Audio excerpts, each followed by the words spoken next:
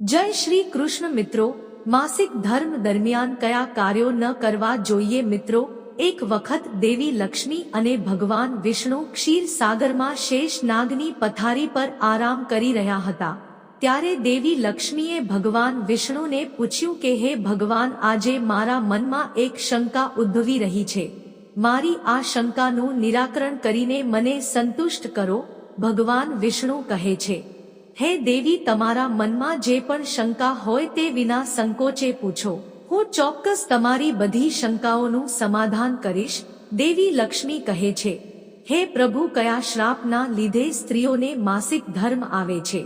મારો બીજો પ્રશ્ન એ છે કે હે ભગવાન, માસિક ધર્મમાં આવતી સ્ત્રીએ એવું શું ન કરવું જોઈએ કે જેનાથી તેણીને દોષ લાગે? ભગવાન વિષ્ણુ કહે છે, હે લક્ષ્મીજી, તમે માનવ કલ્યાણ માટે અત્યંત સારો પ્રશ્ન પૂછ્યો છે. આ મહાકથા સાંભળવાથી જ બધા પાપોનો નાશ થાય છે. જે પણ પતિ પત્ની આ કથા ધ્યાનથી સાંભળે છે તેમને સૌભાગ્યની પ્રાપ્તિ થાય છે. તેથી જ દેવી, તમે પણ આ કથા ધ્યાનથી સાંભળો. માતા લક્ષ્મી કહે છે, મને આ વાર્તા કહો, હું ચોક્કસ ધ્યાનથી સાંભળીશ. હે દેવી, ભૂતકાળમાં કહેવાય છે કે મધ્ય દેશમાં એક ખૂબ જ સુંદર શહેર હતું. તે શહેરમાં દેવ શર્મા નામનો એક બ્રાહ્મણ રહેતો હતો. દેવ શર્માને બધા શાસ્ત્રો અને વેદોનું જ્ઞાન હતું. તે અતિશય હતા બુદ્ધિશાળી, સદાચારી અને ધાર્મિક કાર્ય કરવા માટે હંમેશા તત્પર હતા. દરેક જાતિના લોકો તેમનો ખૂબ આદર કરતા હતા. તેઓ દરરોજ યજ્ઞ, દાન અને સાંજે પૂજા કરતા હતા. તેઓને પ્રાણીઓ, પુત્રોના આશીર્વાદ મળતા, મિત્રો અને સંપત્તિના આશીર્વાદ મળતા હતા. દેવ શર્માની પત્નીનું નામ હતું ભગના. તે ખૂબ જ સદાચારી અને દેશભક્તિની અનુયાયી સ્ત્રી પણ હતી. પછી એક દિવસ દેવ શર્માએ તેમના ઘરે સત્યનારાયણની પૂજાનું આયોજન કર્યું અને વ્યક્તિગત રીતે જઈને બધા બ્રાહ્મણોને આમંત્રણ આપ્યું. તેણે શહેરમાં રહેતા તમામ લોકોને બોલાવ્યા પૂજા અને ભોજન માટે. પછી પૂજાના દિવસે બધા બ્રાહ્મણો તેમના ઘરે આવ્યા. દેવ શર્માએ બધા બ્રાહ્મણોને આમંત્રણ આપ્યું. વિધિપૂર્વક પૂજા અને સન્માન કર્યા પછી તેમણે બધા બ્રાહ્મણોને ઘરની અંદર બોલાવ્યા. તેમને સુંદર આસન પર બેસાડ્યા. મણને તેમને ભોજન પીરસ્યું. બ્રાહ્મણોને ભોજન કરાવ્યા પછી તેણે ભગવાનનું સ્મરણ કર્યું. દરેકને વસ્ત્રો વગેરેનું દાન કર્યું અને બધાને વિદાય આપી. બ્રાહ્મણે દેવ શર્માને આશીર્વાદ આપ્યા અને ત્યાંથી ચાલ્યા ગયા. યારથી તેણે તેના પરિવારજનો, મિત્રોને ભોજન પીરસ્યું. ઘણા ગરીબ અને ભૂખ્યા લોકો આ રીતે બધાને ભોજન આપીને અને પૂજા પૂરી કરીને બ્રાહ્મણ તેના ઘરના દરવાજા આગળ ઊભો રહ્યો. જોયું કે તેના ઘરની સામે એક કૂતરી અને એક બળદ વાતો કરી રહ્યા હતા. જ્યારે બ્રાહ્મણે સાંભળ્યું કૂતરી અને બળદની આખી વાતચીતથી તેને ખૂબ જ નવાઈ લાગી. કૂતરી અને બળદ તેના માતા પિતા હતા, જે આ જન્મમાં પાછલા જન્મના પાપોને કારણે મૃત્યુ પામ્યા હતા.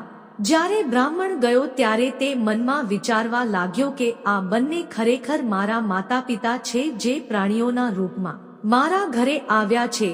આ બંનેને કયા કારણોસર જીવોના મૃતદેહ મળ્યા છે? હવે મારે શું કરવું જોઈએ? એમના મોક્ષ માટે શું કરવું? તેથી જ સવારે દેવ શર્માએ સ્નાન વગેરે કરવાનું શરૂ કર્યું.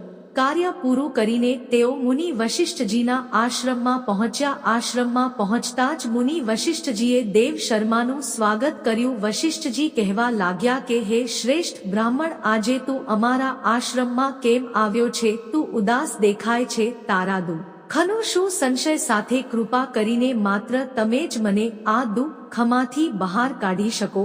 હું અત્યંત દુઃખી અને નિર્બળ છું. હું ગયો છું. વશિષ્ઠજી કહે છે, હે બ્રાહ્મણ, દુઃખી ન થા. તને જે પણ શંકા હોય તે વિના સંકોચ પૂછ, હું કરીશ ચોક્કસપણે. તમારી શંકાનું નિવારણ કરો. પછી દેવ શર્મા કહે છે, હે મુનિવર, ગઈકાલે મેં મારા ઘરે ભગવાન વિષ્ણુની પૂજા કરી અને ઘણા બ્રાહ્મણો અને ભૂખ્યા લોકોને મદદ કરી, ભોજન પીરસ્યું અને ભગવાનની પૂજા કરી. પછી એક કૂતરી અને બળદ મારા દરવાજે આવ્યા. તે બંને મારા ઘરની સામે ઊભા રહીને વાતો કરી રહ્યા હતા. સૌથી પહેલા કૂતરી બળદને આ રીતે કહેવા લાગી, હે પ્રભુ, આજે બનેલી ઘટના સાંભળો. મારા પુત્રના ઘરે દૂધ પીવડાવવા માટે રાખવામાં આવ્યું હતું. બ્રાહ્મણો એક સાપે તેનું ઝેર દૂધના વાસણમાં ઠાલવ્યું હતું, જેને જોઈને હું ખૂબ જ ચિંતિત થઈ ગયો હતો. તે દૂધમાંથી ખોરાક તૈયાર થવાનો હતો. જો બધા લોકો તે દૂધ ખાય તો તેઓ મરી ગયા હોત. તેથી જ મેં તે વાસણમાંથી બધું દૂધ પીધું. જ્યારે મારી પુત્રવધૂએ મારી તરફ જોયું તો તેણે મને ખૂબ માર્યો, જેના કારણે મારા શરીરનો ભાગ તૂટી ગયો. મને ખૂબ જ દુખાવો થાય છે, તેથી જ હું અકળાઈને ચાલી રહ્યો છું. હું આ પીડામાં છું, તે સહન ન કરી શક્યો. કૂતરીની વાત સાંભળીને બળદ ખૂબ જ દુઃખી થયો અને તેની વાર્તા કહેવા લાગ્યો, હે પ્રિય, હવે હું તમને મારા દુઃખનું કારણ કહીશ. હું આ બ્રાહ્મણનો પિતા હતો. મારું પાછલું જીવન આજે આ બ્રાહ્મણે બધા લોકોને ભોજન આપ્યું છે, પણ તેણે મારી સામે ઘાસ પણ નથી નાખ્યું અને મને પીવા માટે પાણી પણ નથી આપ્યું. આથી હું ખૂબ દુઃખી થયો છું. પછી દેવ શર્મા કહેવા લાગ્યા, મારા માતા પિતાને કૂતરી અને બળદની જેમ બોલતા જોઈને મને ખૂબ જ દુઃખ થાય છે. શું થઈ રહ્યું છે કે હું આખી રાત સૂઈ નથી શકતો. હું દરેક ક્ષણે ચિંતિત છું. મેં ક્યારેય કોઈ પાપ કર્યું નથી. મેં હંમેશા સારું કર્યું છે, ધાર્મિક પ્રવૃત્તિઓ, છતાં મારી માતા પિતાને આવી મુશ્કેલીઓનો સામનો કરવો પડે છે. તેથી જ હું આજે તમારી પાસે આવ્યો છું. કૃપા કરીને તમારી યોગ શક્તિથી જાણો અને મને જણાવો કે મારા માતા પિતા શા માટે આવી દુર્દશામાં છે અને તેમના ઉદ્ધાર માટે મારે શું પગલાં લેવા જોઈએ. પછી ગુરુ વશિષ્ઠ તે બ્રાહ્મણના માતા પિતાના પાછલા જન્મના કર્મોનું ધ્યાન કરે છે અને જુએ છે અને દેવ શર્માને કહેવા લાગે છે, હે બ્રાહ્મણ, તારા માતા પિતાએ તેમના આગલા જન્મમાં ઘોર પાપ કર્યું છે. તે પાપને કારણે આજે તેમની આ દુર્દશા છે. દેવ શર્મા કહે છે, હે ગુરુદેવ, કયા પાપને કારણે મારા માતા પિતાની આ દુર્દશા થઈ છે? કૃપા કરીને મને વિગતવાર જણાવો, મારે જાણવું છે. ત્યારે ઋષિ વશિષ્ઠ કહે છે, હે બ્રાહ્મણ, ભગવાન આ બળદ જે તમારા પિતા છે તેને ધ્યાનથી સાંભળો. તેમના પૂર્વજન્મમાં તે કુંડી નગરનો શ્રેષ્ઠ બ્રાહ્મણ હતો. તેણે એકાદશીના ઉપવાસ પછી એક દિવસ ભોજન લીધું હતું. એકાદશીના વ્રતના દિવસે તેણે દાન પણ કર્યું ન હતું. તેમણે પોતાના દ્વારે આવેલી ગાયોને ક્યારેય ખવડાવ્યું ન હતું. તેમના પૂર્વજોનું શ્રાદ્ધ યોગ્ય રીતે કરો. તમારા પાછલા જન્મમાં તમારા પિતાએ માસિક ધર્મ દરમિયાન તમારી માતા સાથે સંભોગ કર્યો હતો અને આ પાપને કારણે તેમને આ જીવનમાં બળદનું રૂપ મળ્યું હતું. હવે તમારી માતા વિશે સાંભળો. તમારી માતાએ ભોજન પણ તૈયાર કર્યું હતું. જો કે તે માસિક સ્રાવ કરતી હતી. તેણે ધર્મ દરમિયાન જ ભગવાનની પૂજા કરી હતી અને તુલસીને જળ અર્પણ કર્યું હતું. માસિક સ્રાવ હોવા છતાં તેણે ભગવાનને અન્નકૂટ અર્પણ કર્યો હતો. તેથી તેણે મહાપાપ કર્યું હતું. માસિક ધર્મ દરમિયાન સ્ત્રી 3 દિવસ સુધી અશુદ્ધ થઈ જાય છે. સ્ત્રીએ પૂજા કરવાની હોય છે. સ્ત્રીઓએ આ 3 દિવસમાં વાળ પણ ન ધોવા જોઈએ. તેનાથી પતિનું આયુષ્ય ઘટે છે. માસિક સ્ત્રાવ દરમિયાન ઝાડહોડને હાથ ન લગાડવો. માસિક સ્ત્રાવ આવતા પુરુષોએ સ્ત્રી સાથે સંભોગ પણ ન કરવો જોઈએ. રજસ્વલા સ્ત્રી સાથે સંભોગ કરનાર બ્રાહ્મણ હત્યાનું પાપ કરે છે. માસિક સ્ત્રીના વસ્ત્રોને સ્પર્શ કરનાર પણ પાપ કરે છે. બ્રાહ્મણ હત્યાનું પાપ રજસ્વલા સ્ત્રીના શરીરમાં 3 દિવસ અને ચોથા દિવસે રહે છે. પોતે સ્નાન કરવાથી પવિત્ર બને છે. ચોથા દિવસે સ્નાન કર્યા પછી માસિક ધર્મવાળી સ્ત્રીએ તેના પતિના ચહેરા તરફ જોવું જોઈએ. તેણે બીજા કોઈ પુરુષના ચહેરા તરફ જોવું જોઈએ નહીં.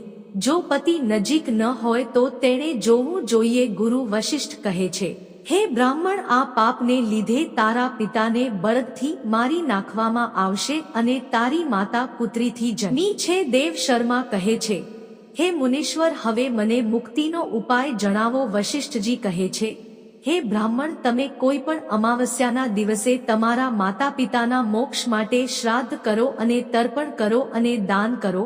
ગાયની સેવા કરો અને માતા ગાયને મીઠાઈ ખવડાવો અને માતા પિતાના ઉદ્ધાર માટે ભગવાનને પ્રાર્થના કરો. પછી બ્રાહ્મણ તે જ કરે છે અને પછી તેના માતા પિતાને તમામ લાભો મળે છે. વ્યક્તિને પાપોમાંથી મુક્તિ મળે છે. ભગવાન વિષ્ણુ માતા લક્ષ્મીને કહે છે, હે દેવી, મેં તમને માસિક ધર્મમાં આવતી સ્ત્રીએ કઈ પ્રવૃત્તિઓ ન કરવી જોઈએ તે વિશે કહ્યું છે. હવે હું તમને કહીશ કે સત્યયુગમાં સ્ત્રીને માસિક ધર્મમાં કેમ પસાર થવું પડે છે. પ્રખ્યાત રાક્ષસ કાલકે નામનો રાક્ષસ રહેતો હતો. રાક્ષસ હોવાને કારણે તે ઉગ્ર સ્વભાવનો હતો અને હંમેશા લડવા માટે તત્પર રહેતો હતો. પછી એક દિવસ વૃત્રાસુરની સાથે બધા રાક્ષસો સ્વર્ગ પર હુમલો કરવા લાગ્યા. તે રાક્ષસો પાસે ખૂબ જ શક્તિશાળી શસ્ત્રો હતા જે દેવતાઓ કરી શકતા હતા. સહન ન કર્યું અને બ્રહ્મદેવ પાસે ભાગી ગયા. ત્યારે બ્રહ્મદેવે તેમને રાક્ષસોને હરાવવાનો ઉપાય જણાવ્યો અને કહ્યું, હે ઇન્દ્ર, તમે આજ ક્ષણે મહાદધીજ પાસે જાઓ. તે તમને તેમના શરીરના હાડકામાંથી શસ્ત્રો આપશે. તે શસ્ત્રોનો જ ઉપયોગ કરો. આમ કરવાથી તમે વૃત્રાસુરનો વધ કરી શકશો. ત્યારબાદ તમામ દેવતાઓ મહર્ષિ દધીચના આશ્રમમાં જઈને તેમની પાસે પ્રાર્થના કરે છે અને તેમને શસ્ત્રો પ્રદાન કરવા વિનંતી કરે છે. ત્યારબાદ જગતના કલ્યાણ માટે મહર્ષિ દધીચ તેમના શરીરના હાડકામાંથી શસ્ત્રો બનાવે છે અને તે શસ્ત્રોમાંથી વજ્ર નામનું એક શસ્ત્ર છે જે દેવરાજ ઇન્દ્ર પહેરે છે અને પછી ભગવાન વૃત્રાસુર સાથે યુદ્ધ કરવા નીકળે છે. દેવતાઓ અને દાનવો વચ્ચે ભયંકર યુદ્ધ થાય છે. બધા દેવતાઓ રાક્ષસો સામે લડવા માટે આકાશમાં ભેગા થાય છે અને હુમલો કરવા લાગે છે. અગ્નિ દેવતાઓ અગ્નિના પ્રહારથી રાક્ષસોને બાળવા લાગે છે. અગ્નિની અસરને કારણે દરેક ભાગ રાક્ષસો સળગવા લાગે છે. ત્યારબાદ ભગવાન વરુણ પાણીના વરસાદથી રાક્ષસોને ડૂબાડી દે છે, જેના કારણે રાક્ષસો ભયભીત થઈને ફરવા લાગે છે. આ રીતે ઘણા દિવસો સુધી દાનવો અને દેવતાઓ વચ્ચે ભયંકર યુદ્ધ ચાલતું રહે છે.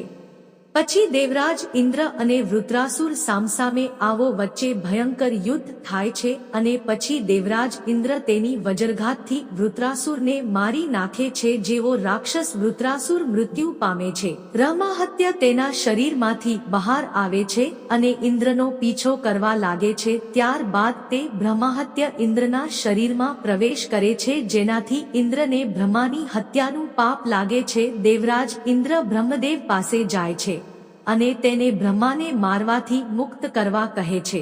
ત્યારબાદ બ્રહ્મદેવ આદેશ આપે છે કે બ્રહ્મા હત્યા ઇન્દ્રના શરીરમાંથી બહાર આવે છે અને તે બ્રહ્મા હત્યા ઇન્દ્ર પાસે જાય છે. તે બહાર આવે છે બ્રહ્માનું શરીર અને બ્રહ્મદેવને કહેવાનું શરૂ કરે છે, હે પરમપિતા, અત્યાર સુધી હું વૃત્રાસુરના શરીરમાં રહેતો હતો કારણ કે તેણે ઘણા બ્રહ્માઓને માર્યા હતા. જ્યારે ઇન્દ્રએ તેને માર્યો ત્યારે હું ઇન્દ્રના શરીરમાં રહેવા લાગ્યો. હવે તમે એક છો, મને કોઈ યોગ્ય જગ્યા આપો જ્યાં હું રહી શકું. ત્યારે બ્રહ્મદેવ કહે, ઓ બ્રહ્મા હાત્યા, હું તને યોગ્ય જગ્યા આપું છું. પછી બ્રહ્મદેવે બ્રહ્મા હાત્યને 4 ભાગમાં વહેંચી દીધું અને કહ્યું, હે બ્રહ્મા હાત્યા, તારો ચોથો ભાગ અગ્નિની અંદર રહેશે.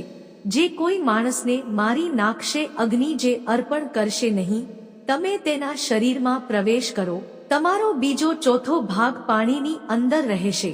જે કોઈ પાણીમાં થૂંકશે અથવા પેશાબ કરશે, તમે તેના શરીરમાં પ્રવેશ કરશો.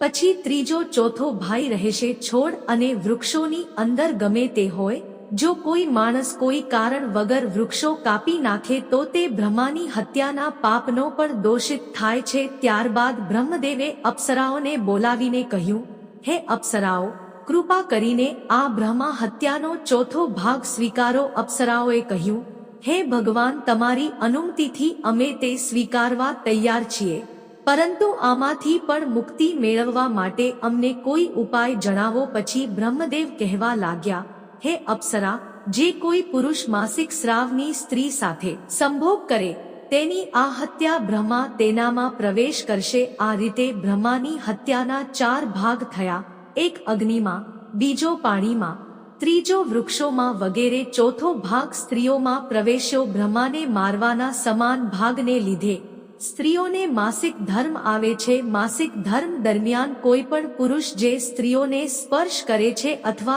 તેમની સાથે સંભોગ કરે છે તે બ્રહ્માને મારવાનું પાપ કરે છે. ભગવાન વિષ્ણુ કહે છે, હે દેવી, આ રીતે મેં તમને સ્ત્રીના માસિક ધર્મ પાછળની વાર્તા કહી છે અને માસિક ધર્મમાં આવતી સ્ત્રીએ કયા કાર્યો કરવા જોઈએ નહીં. માતા લક્ષ્મી કહે છે કે હે પ્રભુ, આજે તમે મને ખૂબ જ મહત્વપૂર્ણ જ્ઞાન આપ્યું છે. હું પણ તમને વચન આપું છું. હું વચન આપું છું કે જે સ્ત્રી માસિક ધર્મ દરમિયાન પૂજા કરે છે અને તેના પતિ સાથે સંબંધ રાખે છે તેના ઘરમાં હું પ્રવેશ નહીં કરું. મિત્રો, જો તમને પ્રસ્તુતિ પસંદ આવી હોય તો વિડીયોને લાઈક, ચેનલને સબસ્ક્રાઇબની સાથે બેલ આઇકોન પ્રેસ કરજો. સાથે જ કમેન્ટમાં જય શ્રી હરિ વિષ્ણુ, જય માં લક્ષ્મી ચોક્કસ લખજો.